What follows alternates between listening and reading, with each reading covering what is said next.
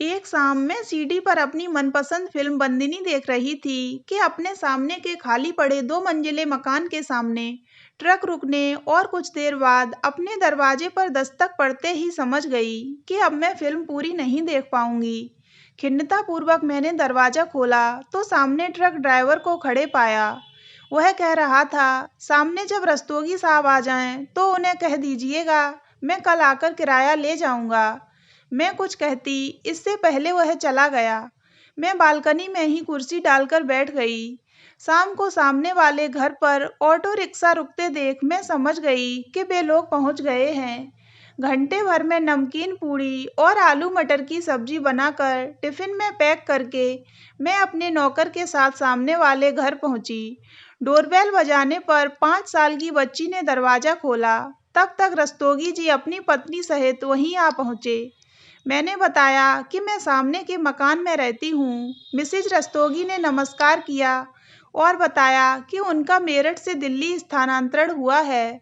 सफ़र से थकी हुई हैं, घर भी व्यवस्थित करना है और बच्चे भूखे हैं। अभी तुरंत तो गैस का कनेक्शन नहीं मिलेगा। कुछ समझ में नहीं आ रहा क्या करूं। मैंने कहा घबराइए नहीं, मैं घर से खाना बना कर लाई हूँ। नहा धोकर खाना वगैरह खा लीजिए। वैसे मेरे घर में एक अतिरिक्त सिलेंडर है, फिलहाल उससे काम चला लीजिए। बाद में कनेक्शन मिलने पर वापस कर दीजिएगा। इस तरह मेरा परिचय रस्तोगी परिवार से हुआ। उन्होंने अपने तीनों बच्चों का नाम पास के मिशनरी स्कूल में लिखवा दिया था। धीरे धीरे वे नए माहौल में एडजस्ट हो गए। मेरे चारों बच्चे अपनी पढ़ाई में लगे रहते थे।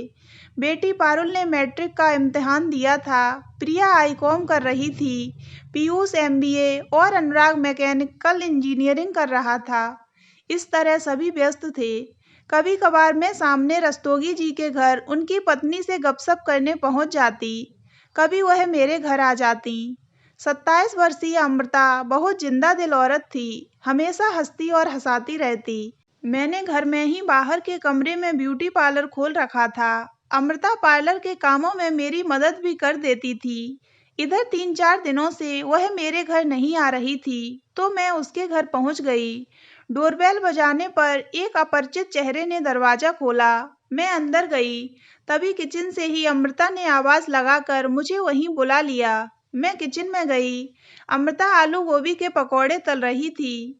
उसी ने बताया कि उसकी दूर के रिश्ते की बहन रति का दाखिला उन लोगों ने यहीं कराने का फैसला किया है। कॉलेज के हॉस्टल में रहने के बजाय वह उनके साथ ही रहेगी। अमृता का अब पार्लर या मेरे घर आना बहुत कम हो गया था। अब वह बहन, बच्चे और पति की तीमारदारी में ही लगी रहती। कभी घर आती भी तो अपनी बहन रति को फेशियल या हेयर कटिंग कराने। मैं उससे कहती, अमृता कभी अपनी तरफ भी ध्यान दिया करो। अपने चिर परिचित हंसोड़ अंदाज में वह कहती, मुझे कौन सा किसी को दिखाना है, रति को कॉलेज जाना पड़ता है, इसे ही ब्यूटी ट्रीटमेंट दीजिए।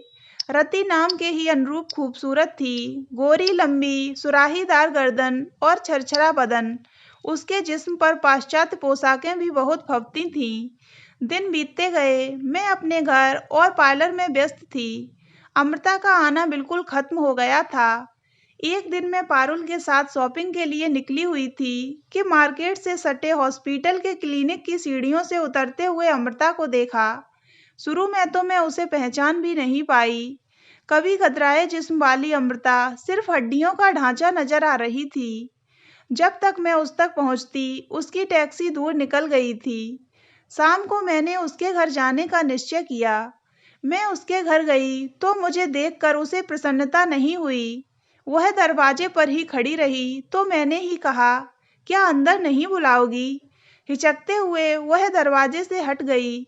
मैं अंदर घुसी ही थी कि रस्तोगी और रति की सम्मिलित हंसी गूंज उठी। अमृता लगभग खींचते हुए मुझे अपने कमरे में ले आई। मैंने ही शुरुआत की, सच सच बताना अमृता, क्या बात है? जोर देने पर जैसे रुका हुआ बांध टूट पड़ा। उसने कहा, दीदी आपने सही कहा था, मुझे खुद पर भी ध्यान देना चाहिए था। मैंने कभी जिस बात की कल्पना भी नहीं की थी वही हुआ। रति और विजय में नाजायज संबंध हैं। मैं जब रति को वापस उसके घर भेजने की बात करती हूँ तो रति तो कुछ नहीं कहती, पर विजय मुझे मानसिक और शारीरिक दोनों रूप से प्रताड़ित करते हैं। कहते हैं रति नहीं जाएगी, तुम्हें जहाँ जाना है जाओ। रति प्रत्यक्ष में कुछ नहीं कहती, पर अकेले में मुझे घर से बाहर निकालने की जिद विजय से करती है। मैं सुनकर स्तब्ध रह गई। मैं तो डॉक्टर के पास भी गई थी। घर में यह स्थिति है और मैं प्रेग्नेंट हूँ। मैं इससे छुटकारा चाहती थी, पर डॉक्टर ने कहा है तुम बहुत कमज़ोर हो, ऐसा नहीं हो सकता। मैंने कहा तुम इतनी कमज़ोर कैसे हो गई हो? उसने कहा सब समय की मार है दीदी। 6 महीने बीत गए। एक रात 12 बजे विजय रस्तोगी हाँफता हुआ मेरे घर आया। उसने बताया अमृता को ब्लीडिंग हो रही है, वह तड़प रही है, उसे हॉस्पिटल लेकर जाना है, प्लीज अपनी गाड़ी दीजिएगा। यह सुनते ही हम आनन फानन उसे गाड़ी पर लाद कर साथ ही अस्पताल पहुंचे। तुरंत उसे आईसीयू में भर्ती किया गया। सिजेरियन द्वारा उसने एक पुत्र को जन्म दिया। 4 घंटे बाद वह होश में आई तो उसने सिर्फ मुझसे मिलना चाहा। नर्स ने सबको बाहर रोक दिया। मैं जब अंदर पहुंची तो उसने अटकते हुए कुछ कहना चाहा और इशारे से अपने पास बुलाया। मैं पहुंची तो बगल ही में फलों के पास रखी हुई अत्याधुनिक टॉर्च को उठाने को कहा। उसने इशारे से फोटो खींचने की बात जैसे ही की कि उसके प्राण पखेरु उड़ गए। मैंने उस टॉर्च को अपने बैग में रख लिया। सभी लोग रोने लगे। रति रोते हुए कह रही थी, दीदी का पैर फिसलना उनके लिए काल हो गया। काश उनका पैर न फिसला होता। अमृता के घर मातमी माहौल था। क्रियाकर्म से निपटने के बाद मैं घर में बैठी आया हुआ ईमेल चेक कर रही थी।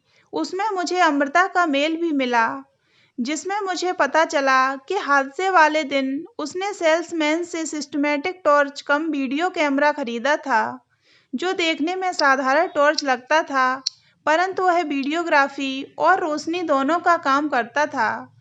वह मुझसे मिल तो नहीं सकती थी, इसलिए मुझे मेल किया था। मैंने उसकी टॉर्च को उलट पुलट कर देखा तो उसमें मुझे एक कैसेट मिला। मैंने उसे सीडी में लगाया। ऑन करने पर मैं यह देखकर दंग रह गई कि उसमें विजय रस्तोगी और रति लात घूंसों से अमृता की पिटाई कर रहे थे। रस्तोगी की लात जोर से पेट पर पड़ने से अमृता छटपटाती हुई फर्श पर गिरकर बेहोश हो गई। पूरा फर्श खून से लाल होने लगा था। महंगी टॉर्च की असलियत जाने बगैर दोनों ने अमृता की फिजूल खर्ची के लिए पिटाई की थी। मैंने तुरंत हरिया को भेजकर अमृता के मम्मी पापा को अपने घर बुलाकर उन्हें कैसेट दिखाई, जिसे देखकर उन्होंने अपना सिर पकड़ लिया। सहसा उन्हें विश्वास नहीं हो रहा था कि रति ऐसा घृणित कार्य कर सकती है, परंतु आंखों देखी को झुठलाया नहीं जा सकता था। रति और विजय से पूछने पर वे दोनों बिफर पड़े। तब अमृता के पापा ने उन्हें सीडी ऑन कर उनकी करतूतों का कच्चा चिट्ठा उन्हें दिखा दिया। शर्म ग्लानि और क्षोभ से रति ने कीटनाशक पी लिया। अस्पताल ले जाने के क्रम में ही रति की मौत हो गई। अमृता के माता पिता ने तुरंत विजय के नाम केस फाइल किया और सबूत के तौर पर सीडी को पेश किया गया, जिसके आधार पर अमृता की हत्या के जुर्म में विजय रस्तोगी को जेल की सजा हो गई। बच्चों को नाना नानी अपने साथ ले गए। मुझे इस बात की बेहद खुशी हुई कि अमृता को तड़पा तड़पा कर मारने वाले भी अपने अंजाम को पहुंच गए। तो दोस्तों, अगर आपको ये कहानी अच्छी लगी हो तो वीडियो को लाइक करें और ऐसी ही अन्य कहानियाँ सुनने के लिए हमारे चैनल को सब्सक्राइब अवश्य करें।